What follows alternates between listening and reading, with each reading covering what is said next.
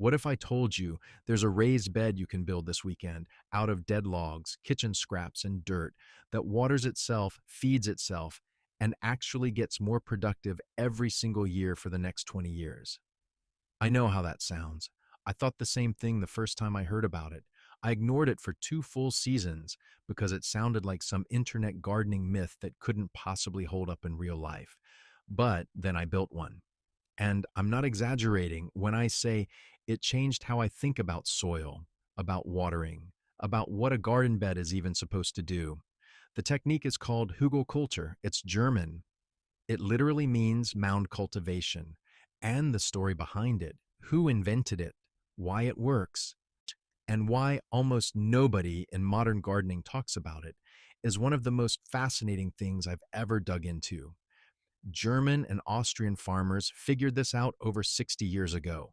A man named Hermann Andre published the first guide in 1962, inspired by the wild diversity of plants he noticed growing out of a pile of rotting wood in his grandmother's garden. He wasn't a scientist, he was a gardener who paid attention.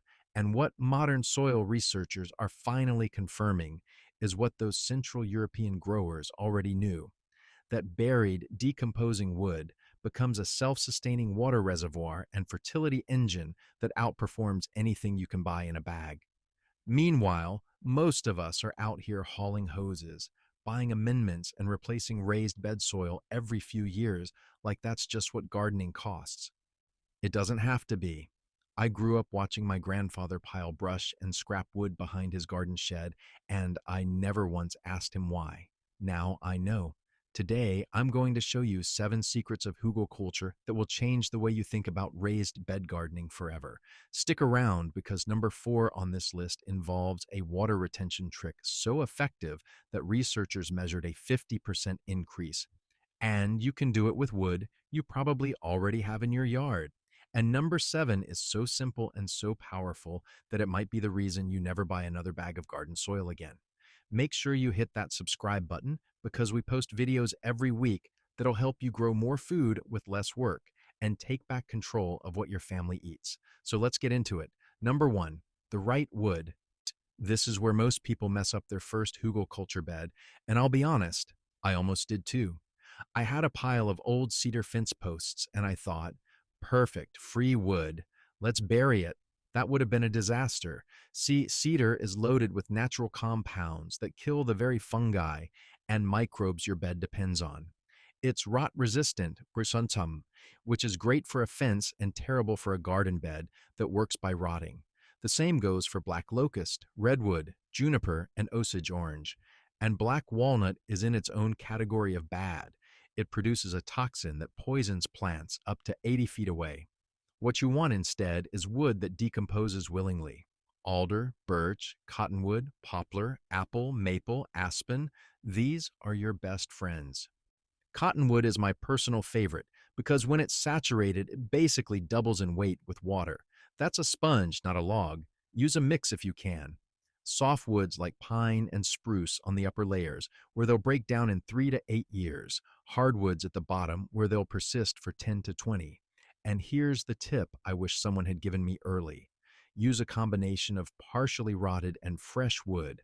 The stuff that's already crumbling is preloaded with beneficial organisms. The fresh logs give you long-term structure. Together, they're unbeatable.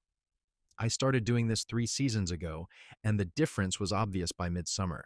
One more thing, never use treated, painted, or pressure-treated lumber. I know it's tempting when you've got a pile of old deck boards, but whatever chemicals are in that wood will end up in your soil and then in your food. Stick with natural wood. It's free, it's everywhere, and after a good storm, you'll have more than you know what to do with. Number 2, the layering system. Think of a hugelkultur bed, like a lasagna made of wood and dirt. You're building from the bottom up, and every layer has a job. First, dig a trench about 1 to 2 feet deep. In wet ground, skip the trench. You don't want standing water. Lay your biggest logs in the bottom, 10 to 12 inches in diameter, with 2 to 3 inch gaps between them.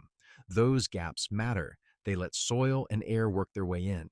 Next, pile on smaller branches and sticks. Then fill every crack and crevice with nitrogen-rich material, grass clippings, kitchen scraps, manure, leaves. I dump my coffee grounds in here too. Add a thick layer of composted manure on top of that. And finally, this is critical, cap it with 4 to 6 inches of quality topsoil. Not 2 inches, not a thin dusting, a real substantial layer that roots can actually grow in. I cannot stress this enough. The number one reason first-time hugelkultur beds underperform is people skimping on topsoil like it's an afterthought. For the overall proportions, think roughly 40% logs, 20% branches, 25% green material, 10% compost, and 5% topsoil by volume. Water each layer deeply before adding the next. I mean, soak it. Walk away and come back and soak it again. The wood needs to start absorbing before you seal it in. For dimensions, aim for about 3 to 4 feet tall, on 3 to 5 feet wide at the base, tapering up to a mounded top and 6 to 8 feet long. You can go longer if you want, and I've seen beds running 30 feet, but that's your sweet spot for a backyard. Build it at least a foot taller than your target height because it will settle. Mine dropped about a third of its height in the first year alone. I wasn't expecting that, and I wish someone had warned me. Finish the whole thing off with 2 to 4 inches of straw or leaf mulch on top to hold everything in place. And if you can, build in fall. Let it settle and cure over winter. By spring planting, the bed has already started working. Number 3, the first year nitrogen fix. Here's something that trips up a lot of new hugelkultur gardeners, and I want to save you the frustration. Wood has an extremely high carbon to nitrogen ratio, somewhere between 200 to 1 and 800 to 1. For context, the ideal ratio for decomposition is about 25 to 1.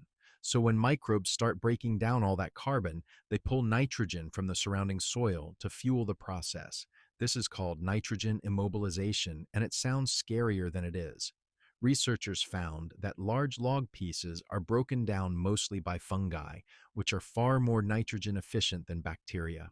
The nitrogen draw only happens in a tiny zone right around the wood surface, not throughout the whole bed.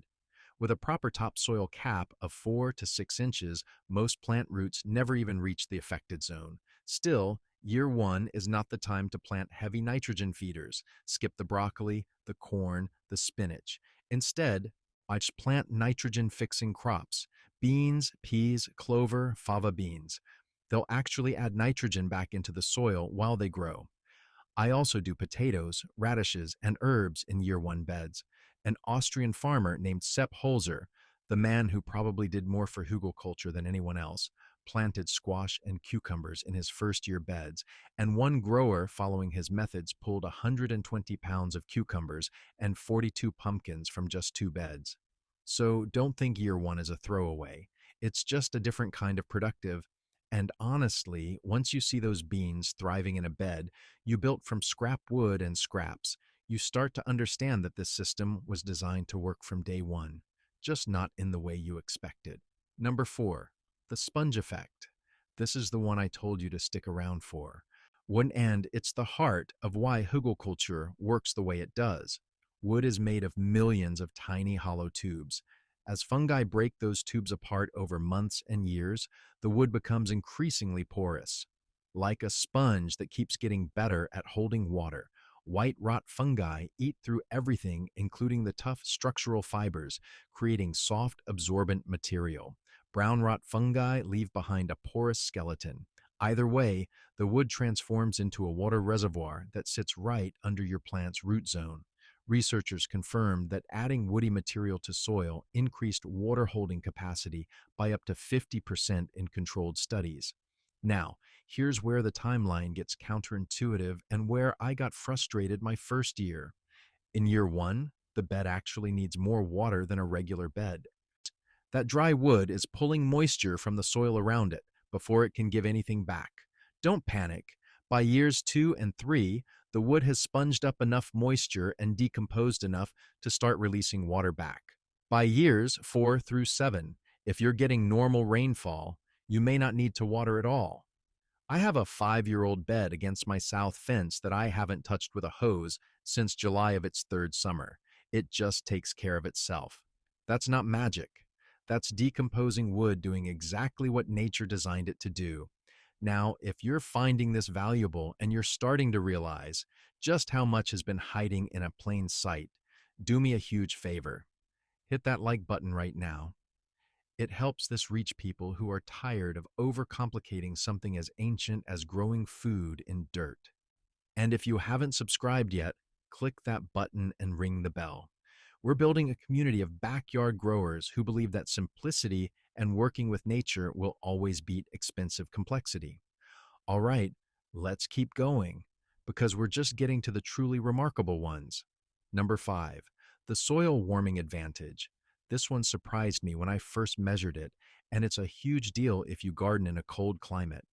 A hugelkultur bed runs warmer than the ground around it. There are two reasons. First, all that microbial activity inside the decomposing wood generates heat, the same process that makes a compost pile steam on a cold morning. Second, a raised mound heats up faster in spring sunshine than flat ground does.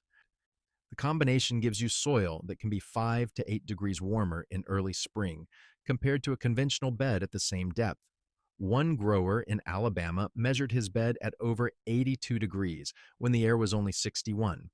I started transplanting tomato seedlings into my hugelkultur beds a full 2 weeks before my flatbeds were warm enough. That's 2 extra weeks of growing season just from the shape and biology of the bed. No row covers, no cold frames, no heated mats. For cold climate gardeners, this is a game changer you can feel with your bare hands if you push your fingers into the soil on an April morning. The mound is warm, the flatbed next to it isn't. I remember the first time I felt that difference and thinking, why didn't I do this years ago?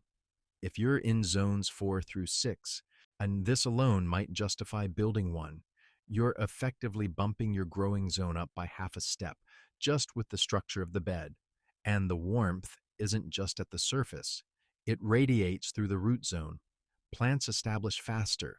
Seedlings don't stall out the way they do in cold, flat soil. The whole biological engine just starts earlier. Number 6, the year-by-year planting plan.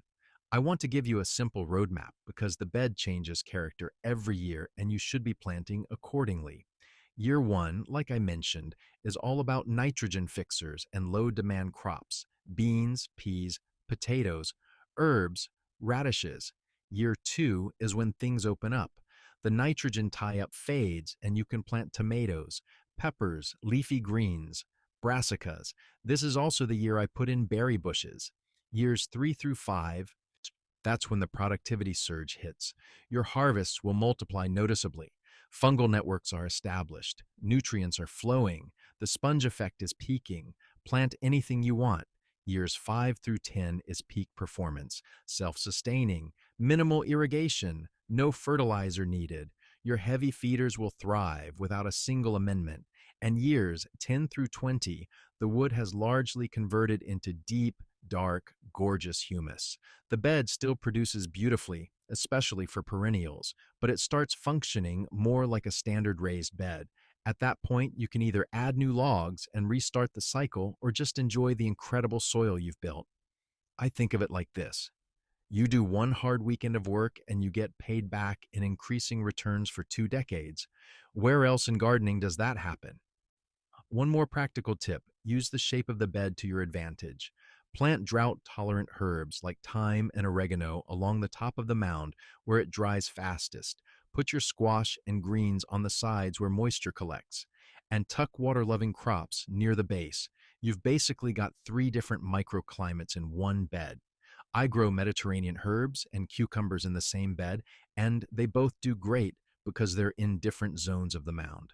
Now, before we get to the final entry, I want to talk about a few common patterns that most of us fall into, myself included. The first pattern is buying bagged soil amendments every season. A hugelkultur bed generates its own fertility from decomposing wood. You top dress with a couple inches of compost once a year, and that's it. The second pattern is dragging hoses and setting up drip irrigation every spring. Once a properly built bed hits year 3 or 4, it holds enough moisture that natural rainfall, handles the job in most climates. The third pattern is replacing raised bed soil every few years because it compacts and loses structure.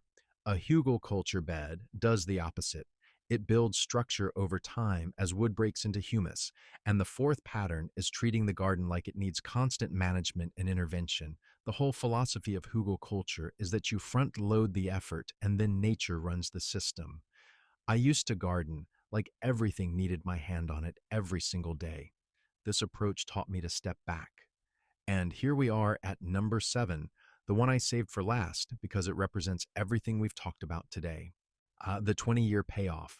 A landmark study published in the 2024 looked at permaculture farms across Central Europe using techniques including hugelkultur and found something remarkable. 27% higher soil carbon, 201% more earthworms, and nearly 5 times the plant species richness compared to conventional fields. 27% more carbon stored in the ground, 200% more earthworms turning that ground into living soil. I read those numbers and I thought about every bag of fertilizer I've ever bought, every hour I've spent fussing over pH levels and amendment ratios, and I realized the German and Austrian farmers who started bearing wood in mounds 60 years ago understood something fundamental that modern gardening has almost entirely forgotten. The soil is not a container. It's a living system. And when you feed that system the right materials, real wood, real organic matter, real time, it doesn't just maintain itself, it improves every year. I have a bed I built 7 years ago. It started as a pile of old apple wood, some birch branches from a neighbor's tree, a wheelbarrow of horse manure, and whatever topsoil I could scrape together. The first year it looked rough. I grew beans and some scraggly potatoes, and I honestly wasn't sure I'd done it right. By year 3, the tomatoes I grew in that bed were the best I'd ever produced. By year 5, I stopped watering it entirely. This year, when I pushed my hands into that soil, it was dark, cool, crumbly, and alive with worms and root networks I never planted. That bed built itself into something better than anything I could have purchased or engineered. Thus, that's the real secret of hugelkultur. It's not a garden technique, it's a partnership with time.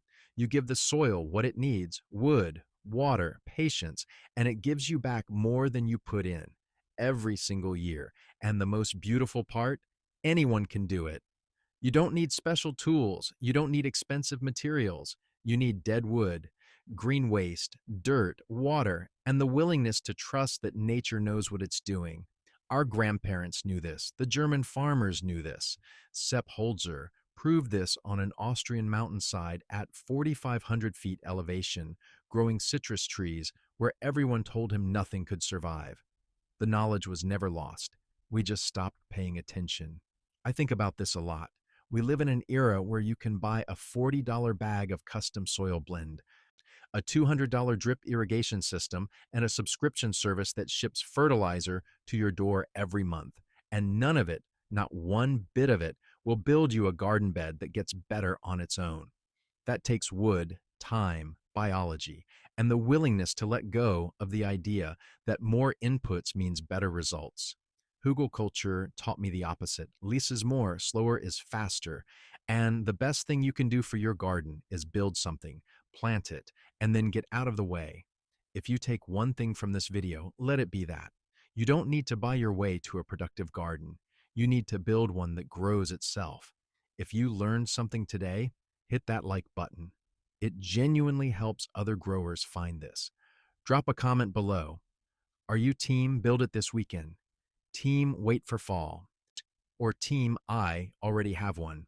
I'd love to hear where you're at. And if you haven't subscribed yet, hit that button and ring the bell so you never miss a video. Go build something that feeds you for 20 years.